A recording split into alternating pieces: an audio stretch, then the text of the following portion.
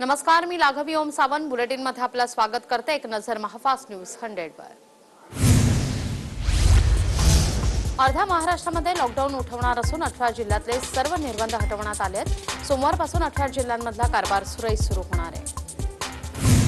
अनलॉकच्या पहिल्या स्तरामध्ये ठाणे, औरंगाबाद, भंडारा, बुलढाणा, गडचिरोली, चंद्रपूर, गोंदिया या आणि आणखीन काही जिल्ह्यांचा समावेश आहे। दुसऱ्या स्तरातील जिल्ह्यांमध्ये सरकारने अंशतः अनलॉक करण्याचा निर्णय घेतलाय। यामध्ये मुंबई, मुंबई उपनगर, अहमदनगर, अमरावती, हिंगोली, नंदुरबार या जिल्ह्यांचा समावेश आहे। तिसऱ्या स्तरातील जिल्ह्यांमध्ये निर्बंध कडक ठेवण्याचा निर्णय करण्यात आलाय। अकोला, कोल्हापूर, सातारा, सांगली, सोलापूर या जिल्ह्यांचा तर बीड, उस्मानाबाद, पालघर, रत्नागिरी, सिंधुदुर्गचा समावेश आहे। अनलॉकच्या चौथ्या स्तरात येणाऱ्या जिल्ह्यांकरता शासनाने आणखीन कडक निर्बंध लागू केले आहेत। चौथ्या टप्प्यात रायगडचा समावेश आहे। शासनाने लागू केलेल्या अनलॉकनुसार पॉझिटिव्ह रेट हा 20% जास्त असणाऱ्या जिल्ह्यांचा समावेश पाचव्या स्तरात करण्यात येणार आहे। या जिल्ह्यांमध्ये कडक निर्बंध लागू करण्यात येणार आहेत। लोकांचं आर्थिक नुकसान झाल्यानं अनलॉक करणं गरजेचं होतं। अनलॉकच्या बाबतीत स्थानिक प्रशासनाला देखील अधिकार दिल्याचं म्हणत काँग्रेस प्रदेशाध्यक्ष नाना पटोलेंनी विरोधकांना उत्तर दिलं। सरकारने जाहीर केलेल्या नियमावलीनुसार मुंबई तिसऱ्या टप्प्यात असल्याची माहिती मुंबईच्या महापौर किशोरी पेडणेकर यांनी दिली आहे। तसंच याकरता पालिकेकडून स्वतंत्र परिपत्रक काढणार असल्याचं त्या म्हणाल्या आहेत। सरकार म्हणजेच मुख्यमंत्री सन्माननीय उद्धवजी ठाकरे सर ही नियमावली संध्याकाळपर्यंत डिक्लेअर करणार आहे आणि ती जाहीर झाल्यानंतर आपल्याला अधिक सगळं कळेलच। लोकल करता पहिल्या स्तरात सर्वांना परवानगी असेल तर दुसऱ्या स्तरात अत्यावश्यक सेवेतील कर्मचाऱ्यांकरता परवानगी असेल। तिसऱ्या स्तरात स्थानिक प्रशासनाकडून निर्बंध असेल तर पाचव्या स्तरात केवळ वैद्यकीय कर्मचाऱ्यांनाच लोकल प्रवासाची मुभा असेल। लोकलचा निर्णय केंद्र आणि राज्य सरकारचा असून ते या निर्णयाबद्दल कळवतील असं महापौर पेडणेकर म्हणतात। अत्यावश्यक सेवेतील दुकानं पहिल्या आणि दुसऱ्या स्तरात पूर्ण वेळ सुरू राहणार आहेत। तिसऱ्या आणि चौथ्या स्तरात दुकानं संध्याकाळी 4 पर्यंत सुरू राहतील तर पाचव्या स्तरात शनिवार आणि रविवार वगळता इतर दिवस 4 पर्यंत दुकानं सुरू राहतील। मॉल आणि थिएटरला पहिल्या स्तरात पूर्ण वेळ उघडण्याची परवानगी देण्यात आली आहे तर दुसऱ्या स्तरात 50% परवानगीसह मॉल आणि थिएटर सुरू होतील। तिसऱ्या आणि चौथ्या तसंच पाचव्या स्तरात मॉल आणि थिएटर बंद राहणार आहेत। पहिल्या टप्प्यामध्ये हॉटेल, रेस्टॉरंट पूर्ण वेळ सुरू राहणार असून दुसऱ्या टप्प्यात 50% परवानगीसह हॉटेलमध्ये खाण्यापिण्यास परवानगी देण्यात आली आहे। तिसऱ्या टप्प्यात वीकेंडला होम डिलिव्हरी तर पाचव्या टप्प्यात केवळ होम डिलिव्हरीला परवानगी आहे।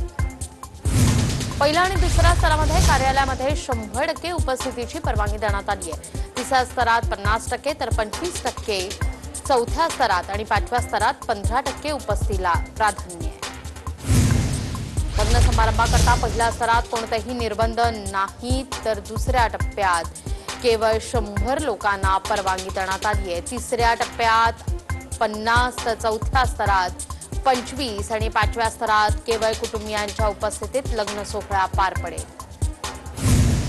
खेळांकरता पहिल्या स्तरात कोणतेही निर्बंध नसून दुसऱ्या टप्प्यात ठराविक वेळेत खेळांना परवानगी देण्यात आली आहे। तिसऱ्या स्तरात केवळ आउटडोअर खेळांना परवानगी देण्यात आली आहे। चित्रपट आणि मालिकांच्या शूटिंग करता पहिल्या आणि दुसऱ्या स्तरात कोणतेही निर्बंध नसून तिसऱ्या टप्प्यात संध्याकाळी 5 नंतर निर्बंध आहेत। चौथ्या स्तरात गर्दीचे सीन्स शूट करण्यास निर्बंध लावण्यात आले तर पाचव्या स्तरात शूटिंगवर पूर्ण निर्बंध लावण्यात आले आहेत। बैठक आणि निवडणुकांकरता पहिल्या दुसऱ्या स्तरात निर्बंध नाही तर तिसऱ्या आणि चौथ्या स्तरात फक्त 20 लोकांनाच परवानगी देण्यात आली आहे। पाचव्या स्तरात मात्र ऑनलाईन बैठकीला परवानगी देण्यात आली आहे। अंत्यसंस्कार पहिल्या आणि दुसऱ्या स्तरात कोणतेही निर्बंध नाही। तिसऱ्या, चौथ्या आणि पाचव्या स्तरात फक्त 20 जणांना अंत्यसंस्काराकरता परवानगी देण्यात आली आहे। बांधकामाकरता पहिल्या आणि दुसऱ्या स्तरात कोणतेही निर्बंध लागू करण्यात आले नाहीत तर तिसऱ्या आणि चौथ्या स्तरात साईडवरच्या मजुरांनाच परवानगी देण्यात आली आहे। पाचव्या स्तरात फक्त अत्यावश्यक बांधकामांनाच परवानगी आहे।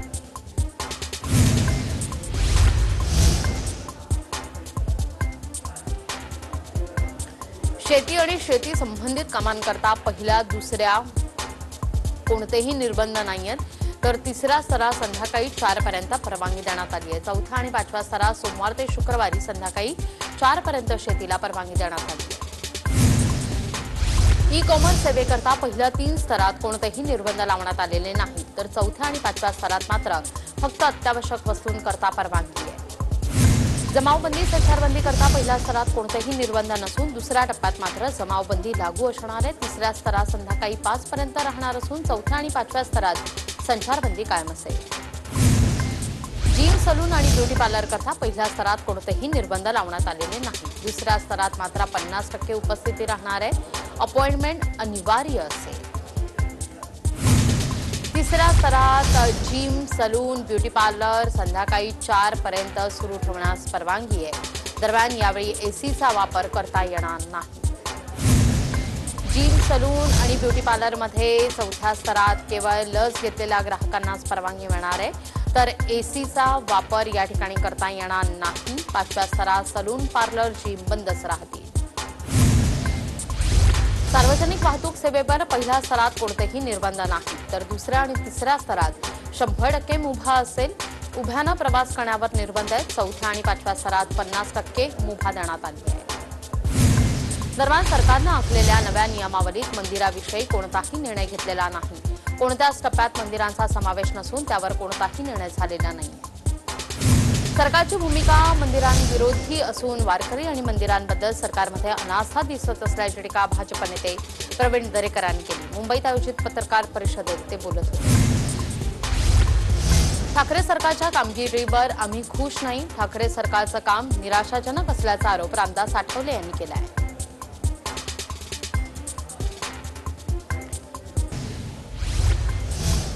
मराठा आरक्षणाप्रश्नी आक्रमक झालेल्या मराठा समाजानं बीडमध्ये मोर्चा काढला. विनायक मेटे यांच्या नेतृत्वात हा मराठा क्रांती संघर्ष मोर्चा काढण्यात आलाय. यात हजारो मराठा बांधव मोर्चात सहभागी झाले होते. बीडमध्ये ढोल ताशांच्या गजरात हातात भगवे झेंडे घेऊन मराठा बांधव मोर्चात सहभागी झाले. यावेळी त्यांनी छत्रपती शिवाजी महाराज की जय अशा घोषणाही दिल्या. मराठा आरक्षणावरून खासदार विनायक राऊत यांनी नारायण राणेंवर जोरदार प्रहार केलाय. समितीचा अहवाल एका अडाणी माणसाच्या हाती देऊन काय दिवे लावले हे सर्वांनी पाहिलं. नारायण राणे समितीनं मराठा आरक्षणाचा सत्यानाश केल्याचा घणाघात राऊत यांनी केलाय. समिती होती त्यांनी काय दिवे लावले म्हणजे मला आश्चर्य वाटलं. एका अडाणी माणसाच्या हातात मराठा समाजाचं आरक्षणाचा अभ्यास करण्याचं त्यावेळेला शस्त्र दिलं होतं. नारायण राणेंच्या समितीने त्यावेळेला सत्यानाश केला मराठा आरक्षणाचा.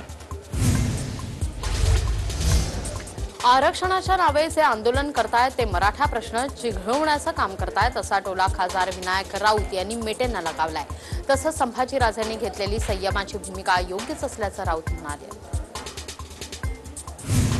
नांदेडमध्ये आज भाजप नेते आशिष शेलार यांच्या अध्यक्षतेखाली मराठा समाजाची बैठक पार पडली.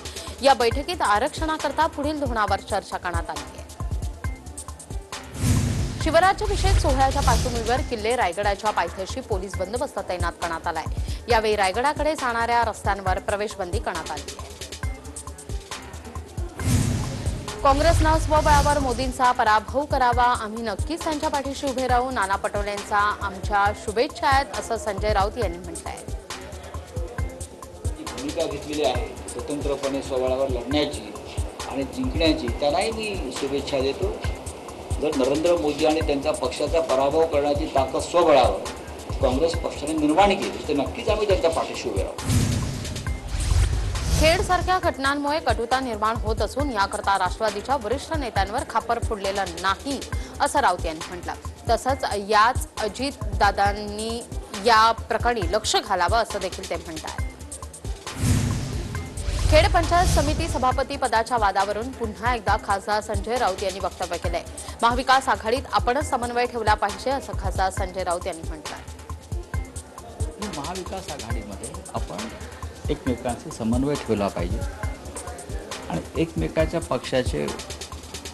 पक्षाला त्रास होईल किंवा संघटनात्मक काही घोळ होतील असे विषय आपण शक्यतो दूर ठेवले पाहिजे. ठाकरे बंधू एकत्र येतील या प्रश्नावर राज ठाकरे यांनी परमेश्वराकडे बोट दाखवला. यावर राऊत यांनी उत्तर दिलंय. परमेश्वर कोणत्या पक्षाचा मेंबर नाहीये, तो मध्यस्थी करणारा नसतो असं राऊत यांनी म्हटलंय. मला एवढंच म्हणणं की परमेश्वर हा कुठल्याही पक्षाचा मेंबर नाही. परमेश्वराचा कुठलाही राजकीय पक्ष नाही आणि परमेश्वर कधीही मध्यस्थाची भूमिका घेत नाही. राज्य सरकारनं लॉकडाऊनमध्ये शिथिलता आणली ही चांगली गोष्ट आहे, मात्र आता 100% लसीकरणावर पालिका आणि सरकारनं भर द्यावा अशी मागणी मनसे नेते संदीप देशपांडे यांनी केली आहे. मेघाटमधल्या बालकाच्या पोटाला चटके देणाऱ्या भुंदूबाबावर पोलीस कारवाईचे आदेश यशोमती ठाकूर यांनी दिले आहेत. उपचाराच्या नावाखाली 3 वर्षीय बालकाच्या पोटाला चटके दिल्यानं खळबळ उडाली आहे.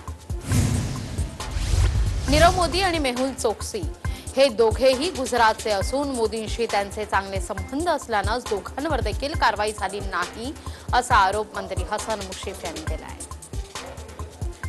कारण मेहुल चोक्सी आणि नीरव मोदी यांनी 14,000 कोटीला गंडा घालून हे पसार झालेले आहेत राजरोसपणानं. त्यांना कुणी अडवलं नाही. हे नरेंद्र मोदीच्या राज्यातले गुजरातचे आहेत आणि त्याचे मित्र आहेत. भाजपमध्ये कोणी विचारत नसल्यानं तसंच मंत्रीपद मिळणार नसल्यानं नितेश राणे अनिल परबांवर रोज आरोप करत असल्याची टीका शिवसेना आमदार वैभव नाईक यांनी केली आहे. आज जागतिक पर्यावरण दिन. या निमित्तानं पंतप्रधान मोदींनी पुण्यातल्या शेतकरी बाळू वाघमारे यांच्याशी संवाद साधला. सेंद्रिय खतांच्या उपलब्धतेमुळे खर्च कमी झाल्याचं वाघमारे यांनी म्हटलंय.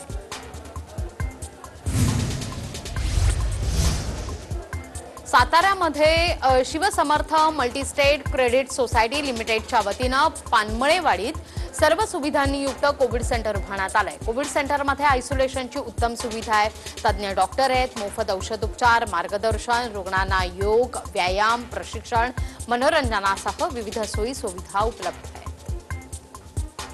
नागरिकांना मोफत उपचार कोविडचे आपण उपलब्ध करून देतोय आणि त्यासाठी लागणारी मशिनरी असेल किंवा त्यासाठी लागणारे इतर औषधोपचार हे पूर्णपणे मोफत केले जातील. खचून न जाता त्या आजारातून कसे बरं व्हायला पाहिजे ह्यासाठी हे छोटासा प्रयत्न आपण सर्वांच्या सहकार्यातून करतोय. सिंधुदुर्गातील चिपी विमानतळाच्या धावपट्टीचं काम पूर्ण झालं असून गणेश चतुर्थीपर्यंत साखरमानांचा प्रवास सुकर होईल आणि सुरू होईल असं खासदार विनायक राऊत यांनी म्हटलंय. नवी मुंबई विमानतळाला दिबा पाटील यांचं नाव देण्यास आरपीआयच्या आठवले गटानं समर्थन दिलं. 10 जूनच्या आंदोलनाला पाठिंबा असल्याचं रामदास आठवले यांनी जाहीर केलंय. वाशिम जिल्ह्यामध्ये रुग्णसंख्येत घट झाली असली तरी शनिवार रविवारी 2 दिवसांचा विकेंड लॉकडाऊन लावण्यात आलाय. या विकेंड लॉकडाऊन दरम्यान स्वतःहून दुकानं बंद ठेवत शहरातील व्यापाऱ्यांनी चांगला प्रतिसाद दिला.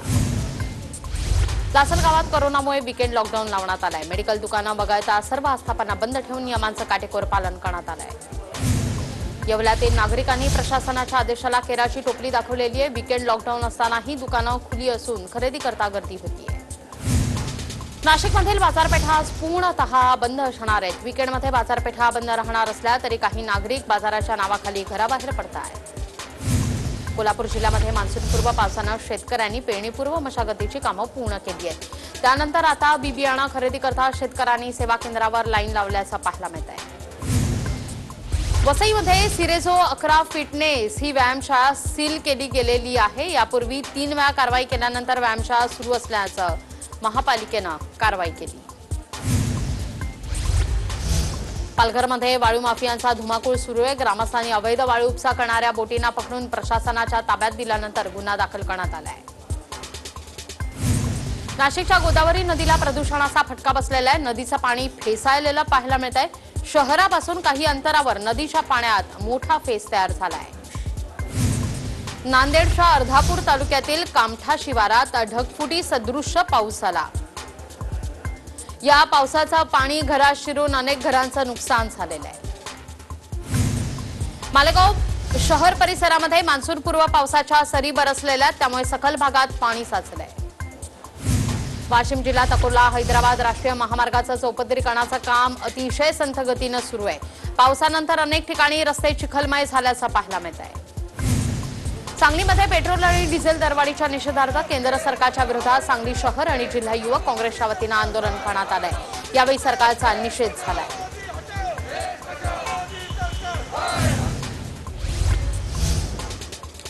अभिनेता पलपुरी याला बलात्कार आणि विनयभंगाच्या आरोपाखाली अटक करण्यात आली आहे. वसई परिसरातील वालीव पोलिसांनी पलपुरीला बेडा ठोकलाय. मुंबईच्या वांद्रे इथल्या डॉक्टर निखिल जॉननं लग्नाचा आमिष दाखवून नर्सवर बलात्कार केलाय. या प्रकरणी आरोपी डॉक्टरला पोलिसांनी अटक केली आहे. नागपूरच्या पिपळा फाटामध्ये मोठ्या शिदाफीना पोलिसांनी आरोपीला ताब्यात घेतलाय. खंडणी प्रकरणातील आरोपीला सिनेस्टाईनला बेड्या ठोकलाय. मेळघाटमधल्या चिमुकल्याला सळईनं चटके दिल्याप्रकरणी अखेर गुन्हा दाखल करण्यात आलाय. बाळाच्या आजीवर चिखलदरा पोलिसांनी अंधश्रद्धा निर्मूलन कायद्याअंतर्गत गुन्हा दाखल केला. नवी मुंबई महानगरपालिकेच्या वतीनं महापालिका क्षेत्रातील अतिक्रमण आणि अनधिकृत बांधकामांवर धडक कारवाई सुरू आहे. या कारवाई दरम्यान अतिक्रमण विभागामार्फत कोपरखैराणे आणि घणसोली विभागामध्ये तोडक कारवाई करण्यात येते.